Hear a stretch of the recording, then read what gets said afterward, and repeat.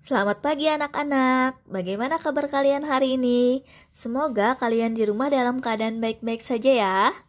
Hari ini kita kembali belajar IPA tentang perpindahan kalor secara konduksi, konveksi, dan secara radiasi. Nah sekarang kita langsung saja ya membahasnya. Panas berpindah dari benda yang bersuhu tinggi ke benda yang bersuhu lebih rendah. Panas dapat berpindah melalui 3 cara, yaitu secara konduksi, secara konveksi, dan secara radiasi. Yang pertama akan kita bahas yaitu tentang perpindahan kalor secara konduksi. Perpindahan kalor secara konduksi disebut juga perpindahan kalor secara hantaran, yaitu perpindahan kalor tanpa memindahkan zat perantaranya. Pada peristiwa perpindahan kalor secara konduksi, yang berpindah hanya energi kalornya saja. Umumnya, perpindahan kalor secara konduksi terjadi pada zat padat.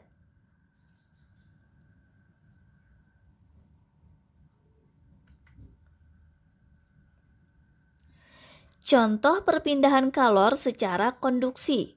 Yang pertama, pada proses perebusan air dalam panci.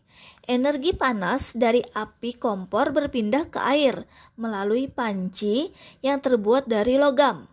Adanya perpindahan panas tersebut menjadikan air mendidih. Yang kedua, pada saat menyetrika baju, energi panas berpindah secara konduksi dari setrika ke baju melalui alas setrika yang terbuat dari logam. Dan yang ketiga, pada kegiatan menggoreng, energi panas minyak goreng berpindah secara konduksi ke tangan melalui spatula yang terbuat dari logam.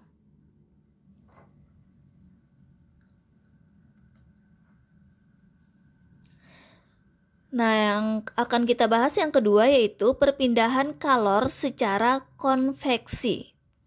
Perpindahan kalor atau panas secara konveksi adalah perpindahan kalor yang disertai dengan perpindahan zat perantaranya. Umumnya, peristiwa perpindahan kalor secara konveksi terjadi pada zat cair dan gas. Zat yang menerima kalor atau panas akan memuai dan menjadi lebih ringan sehingga akan bergerak ke atas. Saat zat yang lebih ringan tersebut berpindah ke atas, melalui molekul zat yang ada di atasnya akan menggantikannya.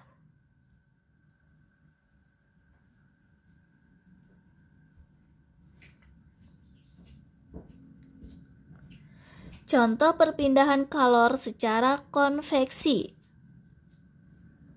Yang pertama, perpindahan konveksi dapat dijumpai pada saat menggoreng.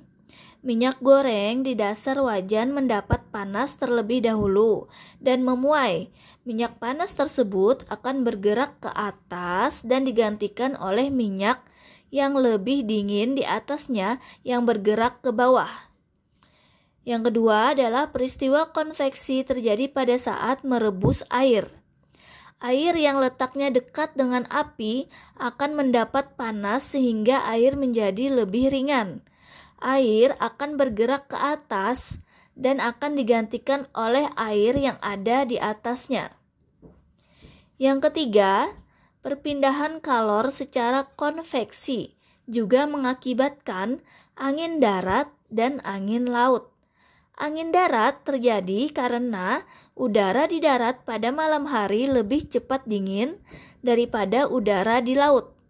Sehingga udara yang berada di atas laut akan naik dan udara dari darat akan menggantikan udara yang naik tadi.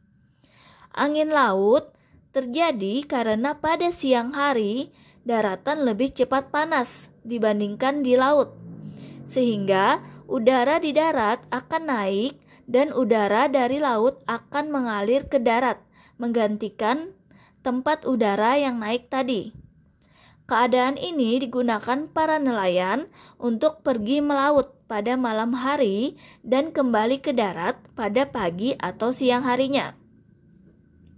Yang contoh nomor 4, peristiwa konveksi yang lain adalah penggunaan cerobong asap pada pabrik dan pemanfaatan ventilasi sebagai sirkulasi udara di dalam rumah.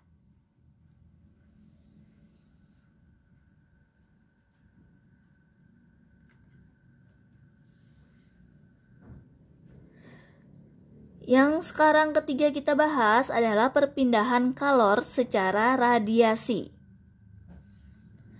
Perpindahan kalor secara radiasi adalah perpindahan kalor yang tidak memerlukan zat perantara. Pada saat perpindahan panas ini, kalor atau panas dipancarkan dari sumber kalor atau panas. Dengan demikian, perpindahan kalor secara radiasi juga disebut pancaran. Benda berwarna gelap merupakan penyerap radiasi panas paling baik. Benda gelap menyerap lebih banyak radiasi daripada memantulkannya. Sebaliknya, benda yang lebih terang lebih banyak memantulkan radiasi daripada menyerapnya.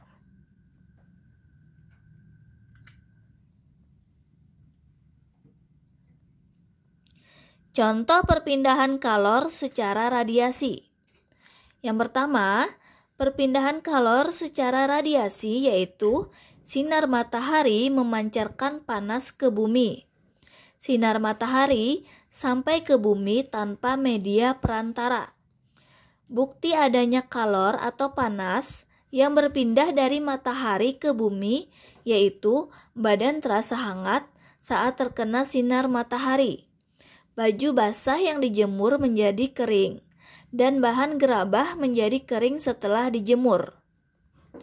Yang kedua, perpindahan kalor secara radiasi juga dapat dijumpai pada tungku perapian dan api unggun. Panas dari tungku perapian dan api unggun memancar ke lingkungan sekitarnya. Orang-orang yang duduk di dekat tungku perapian atau api unggun akan merasa lebih hangat.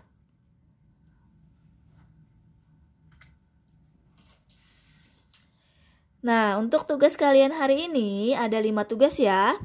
Yang pertama, apakah yang dimaksud dengan perpindahan kalor secara konduksi?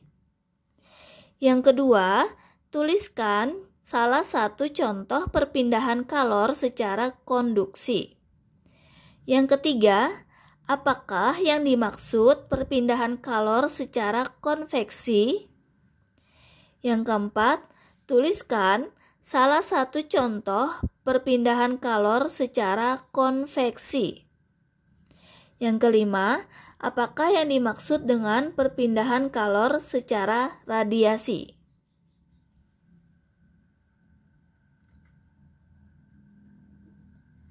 Nah, terima kasih ya anak-anak sudah mendengarkan penjelasan Ibu hari ini.